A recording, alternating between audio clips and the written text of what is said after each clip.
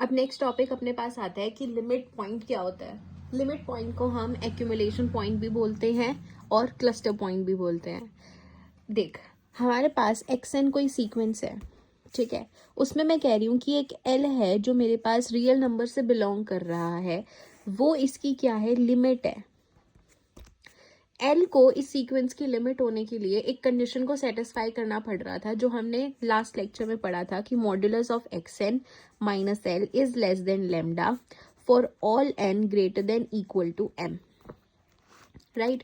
जहां पर जब हमने इस चीज को सिंप्लीफाई किया था तो हमने बोला था कि जो एक्स एन है वो एल माइनस लेमडा से एल प्लस लेमडा के बीच में एग्जिस्ट कर रहा था। जब हमने इसको नंबर लाइन पे रिप्रेजेंट किया, अगर ये L है तो L माइनस लेमडा पे पहले होगा, L प्लस लेमडा बाद में होगा। तो इस चीज को हमने क्या बोला था, नेबरहुड ऑफ L। तो लिमिट पॉइंट क्या होता है कि लिमिट पॉइंट का मतलब है कि जो मेरे पास लिमिट पॉइंट है उसके नेबरहुड में, यहाँ पे नेबरहुड है मेरे पास L माइनस गामा से L प्लस गामा, ठीक है। ये किसका है, L का। L का जो नेबरहुड है L माइनस गामा से L प्लस गामा, उसके अंदर जो मेरे पास सीक्वेंस है उसकी इनफाइनाइटली मैनी टर्म्स आनी चाहिए। मेरे पास जो पॉइंट है जिसको मैं लिमिट पॉइंट बोल रही हूँ, उसका जो नेबरहुड है L माइनस लेमडा से L प्लस लेमडा, जहां पे मुझे पता है कि लेमडा इज ग्रेटर देन 0, इस नेबरहुड के अंदर मेरे पास जो सीक्वेंस है उसकी इनफाइनाइटली मैनी टर्म्स आनी चाहिए। अगर ये चीज सेटिस्फाई होती है तो मैं इस पॉइंट को क्या बोलूंगी, लिमिट पॉइंट बोलूंगी, ठीक है। अब देख, ये वाली जो डेफिनेशन थी जिसमें हम n greater than equal to m बोल रहे थे, ये डेफिनेशन मेरे पास जब हमने लिमिट की बात की थी उसके अंदर था। स्पेशली ये वाला जो पार्ट था ना, ये किसमें था, जब हमने लिमिट की बात की थी। लिमिट के अंदर और लिमिट पॉइंट के अंदर बहुत माइनर फर्क है। वो क्या है, जब हमने लिमिट की बात की थी तो लिमिट में भी यही था कि जो इसका ये नेबरहुड है इसके अंदर एक फिक्स्ड नंबर के बाद, ये इस m वाली वैल्यू के बाद की जितनी भी टर्म्स होंगी वो इस नेबरहुड के अंदर एग्जिस्ट करेगी। यहाँ पर हमने स्पेसिफाई कर दिया था लिमिट के केस में कि एक परफेक्ट नंबर के बाद की सारी टर्म्स जो हैं वो उस इंटरवल में लाई करेंगी। लेकिन लिमिट पॉइंट में ऐसा नहीं होता। लिमिट पॉइंट में हमारे पास कोई ऐसा फिक्स्ड पॉइंट नहीं होता कि उसके बाद की सारी टर्म्स जो होंगी वो इस इंटरवल में लाई करेगी। ऐसे बीच की टर्म्स भी हमारे पास इसमें एग्जिस्ट कर सकती है। जैसे कि मैं एग्जाम्पल लेके चलती हूँ। अगर जब मैंने 1/n का एग्जाम्पल लिया था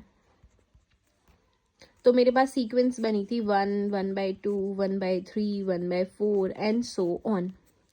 जब हमने इस एग्जाम्पल को डिस्कस किया था तब हमने एक बार गामा की वैल्यू आएगी 0.5 ली थी, फिर गामा की वैल्यू 0.25, 0.01 ये सब ली। तब हमारे पास m की एक फिक्स्ड वैल्यू आई जिसके बाद की सारी टर्म्स मेरे पास कहाँ लाई करी, इस नेबरहुड के अंदर लाई करी। बट अगर मैं दूसरा एग्जाम्पल लूँ, xn is equal to minus 1 की पावर n ले लेती हूँ एग्जाम्पल, ठीक है। अब देख, अगर मैं यहाँ पे -1 की n की जगह 1 2 3 4 रखती जाऊँ तो मेरे पास सीक्वेंस बनेगी -1 1 -1 1 एंड सो ऑन। मतलब इसका जो रेंज सेट था वो मेरे पास बना था -1 और 1। तो जब मैंने इसको नंबर लाइन पे रिप्रेजेंट किया तो -1 यहाँ, 1 यहाँ। अगर इस पॉइंट को मैं देखूं एक बार के लिए तो इसका जो नेबरहुड है वो मेरे पास ये बनेगा -1 माइनस लेमडा, -1 प्लस लेमडा। तो यहाँ देखिए -1 जो है वो अल्टरनेटिवली आ रहा है, पहला प्लस -1 फिर 1 -1 फिर +1 फिर -1, ऐसे चलता जाएगा। तो मतलब कि जो ऑड नंबर्स वाली पोजीशंस है वहां पर -1 आएगा। तो मैं यहाँ तुझे ये नहीं कह सकती कि 4th पोजीशन के बाद की सारी टर्म्स जो है वो इस इंटरवल में आएगी। क्यों नहीं कह सकती, क्योंकि फोर्थ टर्म के बाद वाले टर्म में 1 भी होगा और -1 भी होगा। तो जो 1 होगा वो तो इस 1 के नेबरहुड में एग्जिस्ट करेगा, -1 के नेबरहुड में तो एग्जिस्ट नहीं करेगा। जैसे हमने यहाँ बोला था कि एक फिक्स्ड नंबर के बाद सारी टर्म्स जो हैं वो एक इंटरवल में लाई कर रही थी, बट यहाँ पर ऐसा कुछ नहीं है। तो यही डिफरेंस होता है लिमिट में और लिमिट पॉइंट में। लिमिट के अंदर क्या होता है कि एक फिक्स्ड पॉइंट के बाद की सारी टर्म्स जो है वो इस लिमिट के नेबरहुड में एग्जिस्ट करती है, बट लिमिट पॉइंट के अंदर ऐसा कोई सिनेरियो नहीं होता। लिमिट पॉइंट में क्या होता है कि आप बीच से पोजीशंस उठा के देख लो, अगर वो इनफाइनाइटली टर्म्स किसी एक पॉइंट के नेबरहुड में एग्जिस्ट कर रही है तो वो मेरे पास क्या हो जाती है, लिमिट पॉइंट हो जाती है। यूं नहीं कह सकती कि फोर्थ पोजीशन के बाद की सारी टर्म्स जो है वो इसी नेबरहुड में आएगी, क्योंकि मुझे दिख रहा है कि वो नहीं आ रही है। 1 आएगा तो वो इस 1 के नेबरहुड में है, और अगर -1 होगा तो इसके नेबरहुड में है। ठीक है, अब अगर मैं इस सीक्वेंस की बात करूं तो मेरे पास रेंज सेट -1 और 1 बन रहा है। तो जो -1 है वो इस नेबरहुड के अंदर तो आ रहा है। ये पूरा जो नेबरहुड है, ये वाला जो पूरा नेबरहुड है, इसके अंदर -1 तो आ रहा है। तो इस नेबरहुड के अंदर जो -1 है वो इनफाइनाइट बार एग्जिस्ट करेगा, क्योंकि इस सीक्वेंस के अंदर इनफाइनाइट नंबर ऑफ टर्म्स है, तो इनफाइनाइट नंबर ऑफ बारी मेरे पास -1 आएगा और इनफाइनाइट नंबर ऑफ बारी मेरे पास +1 आएगा। तो यहाँ पर -1 जो है वो इनफाइनाइट बार इस नेबरहुड में आएगा, तो मतलब कि -1 मेरे पास लिमिट पॉइंट है। सिमिलरली अगर मैं 1 की बात करूँ तो इसका नेबरहुड 1 माइनस लैम्डा और 1 प्लस डेल्टा। तो ये जो 1 है वो इस सीक्वेंस के अंदर इनफाइनाइटली टाइम्स आ रहा है। तो इनफाइनाइटली टाइम्स आ रहा है तो इस नेबरहुड के अंदर भी तो 1 आ रहा है, तो यहाँ पर भी जो 1 है वो इनफाइनाइट नंबर ऑफ टर्म्स इसके अंदर आ रही है। तो 1 भी मेरे पास, और 1 और -1 दोनों मेरे पास क्या है, इस सीक्वेंस के लिमिट पॉइंट्स हैं। आई होप तुझे इतना समझ आ गया होगा। अब लिमिट पॉइंट के बाद हमारे पास कुछ इंपॉर्टेंट पॉइंट है जो तूने लिखा था, सबसे पहले वही डिस्कस कर लेते हैं। तूने लिखा था कि हर एक लिमिट जो है सीक्वेंस की वो मेरे पास लिमिट पॉइंट होती है, बट इसका कन्वर्स मेरे पास ट्रू हो ये ज़रूरी नहीं होता। लाइक हर सिचुएशन में ये कन्वर्स ट्रू बैठे ये श्योर नहीं होता। ठीक है, तो जैसे कि हमने 1/n वाला एग्जाम्पल किया था, तो सीक्वेंस बनी थी 1, 1/2, 1/3 एंड सो ऑन। इसकी लिमिट मुझे पता है कि क्या थी, 0 थी। अगर तुझे इस चीज़ में कोई डाउट हो तो पीछे की तरफ देख लियो, हमने ये चीज़ बहुत बार डिस्कस की है। ठीक है, तो इसकी लिमिट 0 है। तो अब लिमिट पॉइंट का मतलब है कि इस सीक्वेंस की जो इनफाइनाइटली मैनी टर्म्स हैं वो इस लिमिट के नेबरहुड में आनी चाहिए। जैसे कि मैंने ये 0 मान लिया, ठीक है, और मैंने मान लिया कि जो गामा था उसकी वैल्यू 0.5 है, तो मतलब ये हो गया 0 माइनस 0.5, 0 प्लस 0.5, 1/2 का मतलब है 0.5। ठीक है, इसका मतलब है कि 0.5 के बाद जितनी भी टर्म्स होंगी वो इस इंटरवल में लाई करेगी, और मुझे पता है इस सीक्वेंस में इनफाइनाइटली मैनी टर्म्स हैं। तो 1/2 के बाद इस सीक्वेंस के अंदर बहुत सारी टर्म्स हैं, और वो सारी की सारी टर्म्स का मतलब है कि वो इस इंटरवल में लाई करेगी, लिमिट पॉइंट के नेबरहुड में लाई करेगी। तो मतलब कि ये जो लिमिट थी ये इसकी क्या है, लिमिट पॉइंट भी है। बट इसका कन्वर्स ट्रू हो ये ज़रूरी नहीं होता कि अगर लिमिट पॉइंट है तो वो लिमिट भी हो। इसका एग्जाम्पल हमने अभी पीछे ही डिस्कस किया था। जैसे कि मेरे पास ये वाली सीक्वेंस थी -1 की पावर n, तो ये सीक्वेंस बनी थी। इस सीक्वेंस के अंदर मुझे पता है कि रेंज सेट -1 और 1 बन रहा था। इसके अंदर जो वैल्यूज थी -1 और 1 वो अल्टरनेटिवली आ रही थी।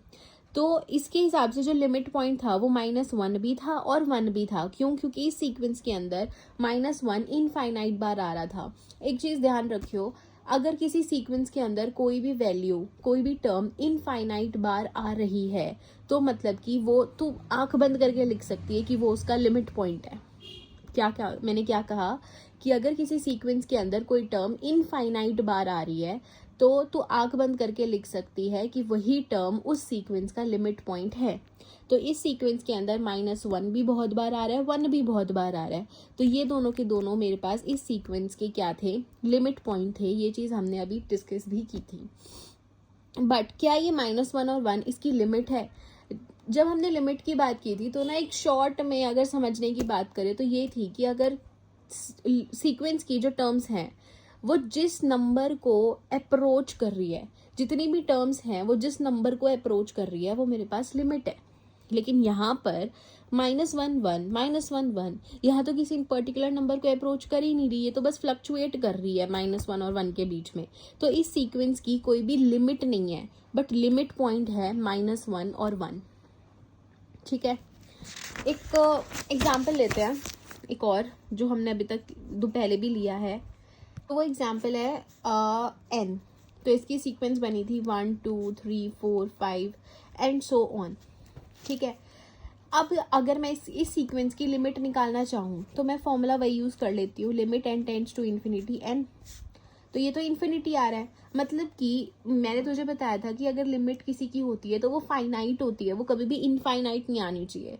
बट अगर किसी भी सीक्वेंस की जो लिमिट है वो इनफाइनाइट आ रही है, मतलब कि उस सीक्वेंस की लिमिट एग्जिस्ट ही नहीं करती। तो यहाँ इनफाइनाइट आने का मतलब है कि ये जो मेरे पास सीक्वेंस है इसकी लिमिट नहीं है, और अगर लिमिट नहीं है तो इसका लिमिट पॉइंट भी नहीं है। क्यों नहीं है? क्योंकि जो नेचुरल नंबर्स होते हैं ना वो एक दूसरे से बहुत दूर दूर होते हैं, जैसे कि 1 यहाँ हो गया, 2 यहाँ हो गया, 3 4 और ये 0 हो गया। ठीक है, ये सभी पॉइंट्स ना एक दूसरे से बहुत दूर है। अगर मैं फॉर एग्जाम्पल 1 ले लेती हूँ, ठीक है, 1 का नेबरहुड ले लेती हूँ, पहले ये लेके देखती हूँ, फिर ये लेके देख लेती हूँ। इस नेबरहुड के अंदर क्या इनफाइनाइट टर्म्स आ रही हैं? नहीं आ रही। इस इंटरवल के अंदर इनफाइनाइट टर्म्स आ रही है? नहीं आ रही। तो लिमिट पॉइंट तो वही था ना जिसमें एक नंबर के नेबरहुड में बहुत सारी टर्म्स आ रही हो, इनफाइनाइटली टर्म्स आ रही हो, बट यहाँ तो इनफाइनाइट टर्म्स नहीं आ रही है। तो इसका मतलब है कि इस सीक्वेंस का ना तो लिमिट है और ना ही लिमिट पॉइंट है। और एक पॉइंट तूने लिखा नहीं हुआ था, बट एक बता देती हूँ, कहीं तेरे ऐसा कोई क्वेश्चन आ जाए तो, कि अगर किसी भी सीक्वेंस के अंदर कोई भी टर्म जो है वो इनफाइनाइट बार रिपीट हो रही है तो तू आंख बंद करके लिख सकती है कि वही टर्म जो है वो उस सीक्वेंस का लिमिट पॉइंट है। आई होप तुझे limit of a sequence, limit point of a sequence और इन दोनों के बीच का डिफरेंस समझ आ गया होगा। इसके बाद हम 2 थ्योरम्स है वो करते हैं, जिसमें से एक है हमारे पास BW थ्योरम, कि किसी भी सीक्वेंस का ये बोलता है कि एवरी बाउंडेड सीक्वेंस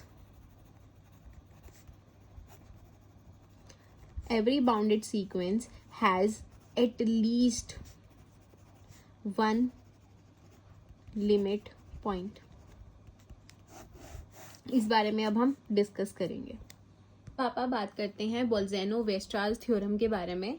तूने अपनी नोटबुक के अंदर ये नाम नहीं लिखा हुआ था, बट तूने ये स्टेटमेंट लिखी हुई थी, और ये जो स्टेटमेंट है ये इस BW थ्योरम के अंडर आती है। इसको बोल्ज़ेनो-वेस्ट्रास थ्योरम या फिर सिंपली BW थ्योरम भी बोल देते हैं। ठीक है, तो अब ये थ्योरम क्या कहती है? That every bounded sequence has at least one limit point.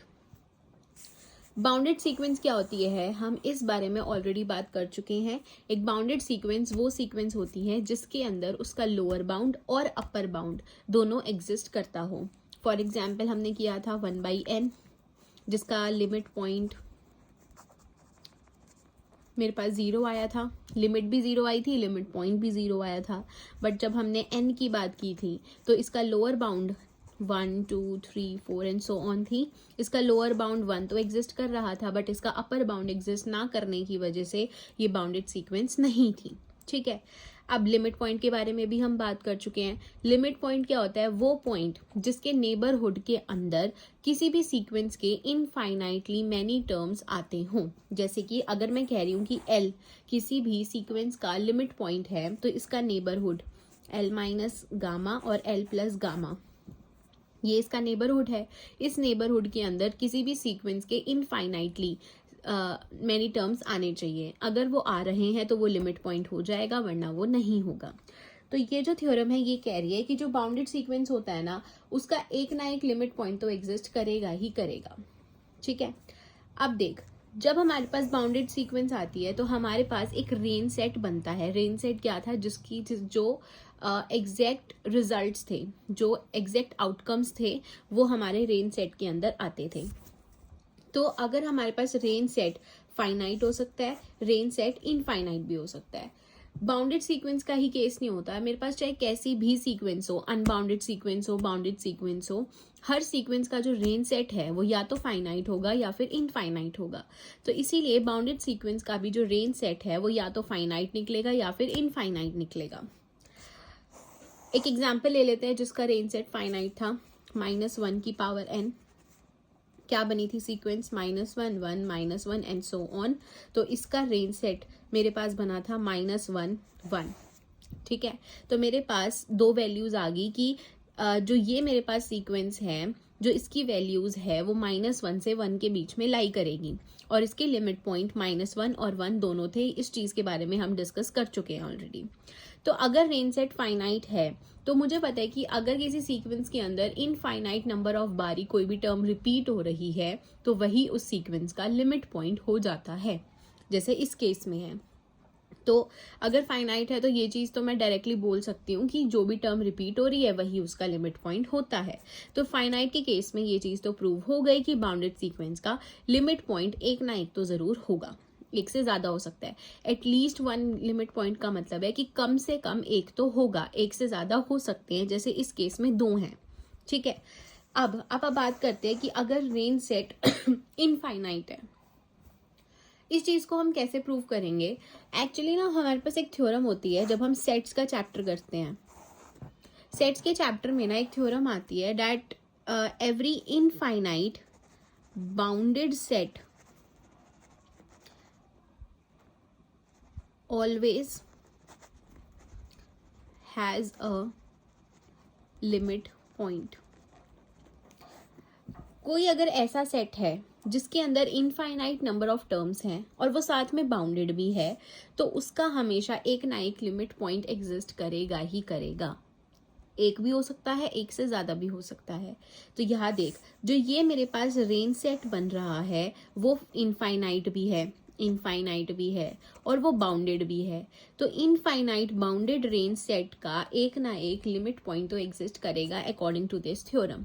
तो हेंस चाहे रेंज सेट फाइनाइट हो या इनफाइनाइट हो, मेरे पास एक ना एक लिमिट पॉइंट दोनों केसेस में एग्जिस्ट कर रहा है। तो हेंस एक बाउंडेड सीक्वेंस के अंदर एक ना एक लिमिट पॉइंट एग्जिस्ट करेगा। ये थी तेरे पास BW theorem that every bounded sequence has at least 1 limit point. ठीक है, इसके अलावा तूने एक और थ्योरम लिख रखी थी that the limit of a sequence if exist is unique. कोई भी सीक्वेंस है जो उसकी लिमिट होती है वो यूनिक होती है। यूनिक का मतलब कि एक सीक्वेंस के अंदर जो उसकी लिमिट है वो एक ही होती है, वो एक से ज्यादा नहीं हो सकती। ठीक है, इस थ्योरम को प्रूव करने के लिए हम क्या करेंगे? कॉन्ट्राडिक्शन का यूज करेंगे। कॉन्ट्राडिक्शन का मतलब है कि जो चीज मुझे प्रूव करनी है मैं उसके उल्टा लेके चलूंगी और उस चीज को मैं एंड में जाके फॉल्स प्रूव कर दूंगी, तो हमारी कॉन्ट्राडिक्शन गलत हो जाएगी। तो हेंस जो स्टेटमेंट है वो ट्रू हो जाएगी। तो मैं ये मेथड यूज करूंगी। तो मैं कह लेती हूँ कि मेरे पास एक सीक्वेंस xn है जो कन्वर्ज कर रही है दो डिफरेंट रियल नंबर्स पे, एक तो l पे और एक l डैश पे। दो डिस्टिंक्ट का मतलब है डिफरेंट रियल नंबर्स पे कन्वर्ज कर रही है, मतलब उनकी जो लिमिट है वो 2 आ रही हैं, l और l डैश। तो l और l dash not equal to 0 हो जाएगा। ठीक है, साथ में मैं सपोज कर लेती हूँ कि जो गामा है वो मेरे पास half of modulus of l minus l dash है। तो यहाँ से ये जो 2 है वो डिवाइड में है, इधर जाके मल्टीप्लाई में चला जाएगा। तो 2 gamma is equal to modulus of l minus l dash आ जाएगा तेरे पास। ठीक है, अब देख, जो चीजें हमारे पास ऑलरेडी है ना, हम उन्हीं को ही आगे बढ़ाएंगे। xn जो था वो कन्वर्ज कर रही थी सीक्वेंस दो रियल नंबर l और l डैश पे। कन्वर्ज करने का मतलब था limit n tends to infinity xn is equal to l। जब हमने कन्वर्जेंस की बात की थी तो वहां पर ये चीज हमने की थी। तो अगर xn सीक्वेंस l पे कन्वर्ज कर रही है तो मेरे पास ये सिचुएशन एग्जिस्ट करेगी। सिमिलरली अगर xn जो है वो l डैश पे कन्वर्ज कर रही है तो limit n tends to infinity xn is equal to l dash होगा। अब इन दोनों चीजों के साथ साथ अगर लिमिट एग्जिस्ट कर रही है, मतलब ये l और l डैश लिमिट ही तो है मेरे पास, अगर ये दोनों लिमिट एग्जिस्ट कर रही है तो modulus of xn minus l is less than gamma by 2 for all n greater than equal to m1। Similarly इस चीज के लिए xn minus L dash is less than gamma by 2 for all n greater than equal to m2 होगा। अब देख, सबसे पहली चीज हम ना यहाँ पे गामा लेके चलते हैं। तो मैंने यहाँ पे गामा बाय 2 क्यों लिया? मैंने तुझे स्टार्टिंग में ही बताया था कि जो गामा होता है ना, उसको हम अपनी कन्वीनियंस के हिसाब से ले सकते हैं, कितना ही छोटा ले लो या कितना ही बड़ा ले लो। तो अगर मैं यहाँ पे गामा बाय हाफ कर देती हूँ, मतलब गामा बाय 2 कर देती हूँ सॉरी, तो इस चीज से कोई सच फर्क नहीं पड़ेगा। तो यहाँ पे गामा बाय 4 भी ले सकती थी, गामा बाय 2 भी ले सकती थी, अपनी कन्वीनियंस के हिसाब से। मुझे यहाँ पे गामा बाय 2 कन्वीनियंट लगा तो मैंने गामा बाय 2 लिया है, सिंपली गामा लेने की बजाय। और ये दोनों लिमिट पॉइंट अलग होने की वजह से यहाँ पर m1 और जो m2 है वो भी डिफरेंट होंगे। हमने ना एक चीज की थी, जब हमने इस m को कंसीडर किया था कि वो जो m है ना वो मेरा इस गामा पे डिपेंड करता है। एक बार पीछे देख लियो, जब आपने इस बारे में बात की थी, तुझे समझ आ जाएगा। जो m1 और m2 है, जो ये m की वैल्यूज होती है वो गामा पे डिपेंड करती है, और ये गामा जो है वो इस लिमिट पे ही तो डिपेंड करता है, राइट। गामा ग्रेटर देन 0 था और साथ में इस लिमिट पे एग्जिस्ट भी कर रहा था। तो xn माइनस एल डैश का जो मॉड्यूलस है वो less than gamma by 2 for all n greater than equal to m2। इसीलिए मैंने यहाँ पर गामा अलग है, यहाँ पर लिमिट्स अलग है, इसीलिए m1 और m2 दो अलग अलग नंबर लिए हैं मैंने। आई होप तुझे इतना तो समझ आ गया होगा, ठीक है। अब हम आगे क्या करेंगे, जो मेरे पास m1 और m2 थे मैं उसका मैक्सिमम ले लूंगी। तो मैंने ये मैक्सिमम क्यों लिया, हम उस चीज के बारे में बात करते हैं, ठीक है। जब हमने बोला कि जो xn सीक्वेंस है वो l पे कन्वर्ज कर रही है, तो जो n की वैल्यू थी वो greater than equal to m1 थी। और जब हमने l डैश की बात की तो जो मैंने n greater than equal to m2 लिया था, ठीक है। मैं मान लेती हूँ कि एक बार एग्जाम्पल लेके समझते हैं। मैं मान लेती हूँ कि इस केस में जो m1 की वैल्यू है ना वो 2 है, मतलब कि जब मैं n की जगह 3, 4, 5, 6 रखूंगी तो वहां पर जो वैल्यूज है वो इसके नेबरहुड में आएगी। सिमिलरली मैं मान लेती हूँ कि 3 है ये, तो जो n की वैल्यू होगी वो 3 से बड़ी होगी, और साथ में जो भी वैल्यूज आएंगी उसके बाद की, जब मैं n की जगह 2 रखूंगी तो जो भी मेरे पास रिजल्ट आएंगे वो इसके नेबरहुड में एग्जिस्ट करेंगे। सिमिलरली अगर मैं n की वैल्यू 3 या 3 से ज्यादा रखूंगी तो मेरे पास जो वैल्यूज आएंगी उस सीक्वेंस की वो वो l डैश के नेबरहुड में एग्जिस्ट करेगी। तो मैंने क्या किया, इन दोनों में से, जैसे कि एक नंबर लाइन है, ये 2 हो गया, एक 3 हो गया, 2 की वैल्यू रखने के बाद की सारी वैल्यूज तो इस लिमिट पॉइंट में आ रही है, और 3 के बाद वाली जितनी भी वैल्यूज आ रही है वो इस लिमिट पॉइंट में आ रही है। तो मतलब कि इन दोनों में जो कॉमन है वो क्या है, ये 3 के बाद वाला ही तो कॉमन है, और ये 3 के बाद वाला कॉमन कब आएगा, जब मैं इन दोनों का मैक्सिमम लूंगी। इन दोनों का मैक्सिमम 3 है, तो 3 के बाद वाली जो टर्म्स हैं वो मेरे पास इस सीक्वेंस का कॉमन पार्ट है। तो इसीलिए मैंने यहाँ पर मिनिमम ना लेकर मैक्सिमम लिया। अगर मैं मिनिमम लेती तो मैं 2 से लेती, लेकिन 2 से 3 के बीच की जो वैल्यूज हैं वो इस 3 के अंदर वाले में, तो मतलब एल डैश के अंडर तो आ ही नहीं रही है, तो इसीलिए मैंने मिनिमम ना लेकर मैक्सिमम लिया। आई होप तुझे समझ आ गया हो, नहीं आया हो तो मुझसे पूछ लियो, दोबारा समझा दूंगी। अब देख, अगर जो मेरे पास यहाँ पे मैंने लिया था कि ये m1 से बड़ा है, ये m2 से बड़ा है, तो ये जो n है यहाँ पर ये मेरा m से भी बड़ा होगा, और m क्या था, मैक्सिमम ऑफ m1 और m2। तो मैं यहाँ पर ये चीज लिख सकती हूँ कि xn माइनस एल का modulus less than gamma by 2 for all n greater than equal to m। Similarly xn minus L dash का modulus is less than gamma by 2 for all n greater than equal to m। m1 और m2 की जगह मैंने सिर्फ m लिख दिया, और मैंने m क्या लिया था, ये चीज ली थी, ठीक है। अब मैं क्या, मुझे ना बेसिकली दे घूम फिर के ना एंड में कहाँ आना है, L is equal to L dash पे आना है। अगर मैं L को और L डैश को इक्वल प्रूव कर दूंगी तो मतलब कि जो 2 नंबर मैं अलग अलग लेके चल रही थी वो बेसिकली एक ही नंबर था, राइट। तो उस चीज के लिए मैं क्या करूंगी, ये चीज ले लूंगी। तुझे इस थ्योरम के अंदर ना स्टेप्स याद करने पड़ेंगे कि इस स्टेप के बाद ये स्टेप होगा। अब मैं ये चीज ले लेती हूँ, L माइनस एल डैश का मॉड्यूलस, इसमें क्या करती हूँ कि मैं xn ही सब्ट्रैक्ट कर देती हूँ, xn ही ऐड कर देती हूँ। हम किसी भी चीज़ के अंदर मैथमेटिक्स में कोई चीज़ अगर ऐड कर रहे हैं खुद की मर्जी से, तो हमें उतना ही सब्ट्रैक्ट भी करना पड़ेगा ताकि जो उसका इफेक्ट है वो जीरो रहे। देख, प्लस का xn और माइनस का xn कट होके वैसे तो जीरो बन रहा है, और मेरे पास घूम फिर के जो चीज़ मैंने स्टार्टिंग में ली थी वही आ रही है। तो जो चीज़ हम अगर किसी चीज़ में सब्ट्रैक्ट कर रहे हैं कोई चीज़, तो हमें उतना ही ऐड भी करना होगा, एंड वाइस वर्सा। तो मैंने क्या किया, xn ही माइनस किया, xn ही प्लस किया। अब इस माइनस xn को मैं आगे ले आई, minus xn plus l, xn minus l dash. इन दोनों टर्म्स में से माइनस कॉमन निकाला मैंने। माइनस क्यों कॉमन निकाला, क्योंकि मुझे ये वाली चीज यूज करनी है यहाँ पे। यहाँ पर xn माइनस l था, तो मुझे इसीलिए माइनस कॉमन लेके xn माइनस l बनाना पड़ा।